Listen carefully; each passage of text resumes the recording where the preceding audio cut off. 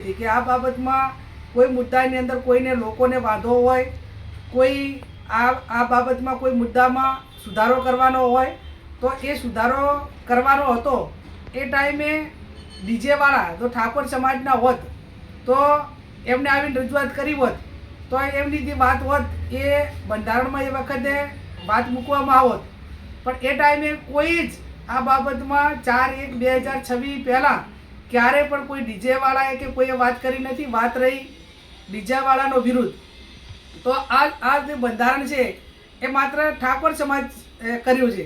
ગઈકાલે દરબાર સમાજે કર્યું, હવે બીજા સમાજો કરશે. એટલે એનો અર્થ એ થયો કે તમામ સમાજ જ્યારે આ ડીજે ઉપર પ્રતિબંધ મૂકવા માગતા હોય તો એનો અર્થ સીધો એ થાય કે આ ડીજે એક માંગલિક પ્રસંગોની અંદર મનોરંજન સાથે નુકસાન છે એવું તમામ સમાજોના આગેવાનો બુદ્ધિજીવી લોકો આ બાબત સ્વીકારે છે.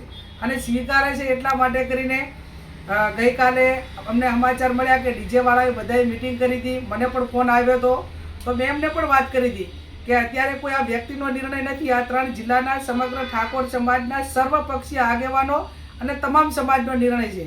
આવતી વખતે જ્યારે તારીખ 4/1/2027ના રોજ આ બંધારણ દિવસની ઉજવણી થાય એ ટાઈમે સમગ્ર સમાજ વચ્ચે આ મુદ્દાઓ ચર્ચવામાં આવશે અને સમાજમાંથી કોઈ એવા સૂચનો આવશે તો એ વખતે પુનઃ વિચારણા કરવા માટે જે કાંઈ વાત હશે એ ટાઈમે મૂકવામાં આવશે.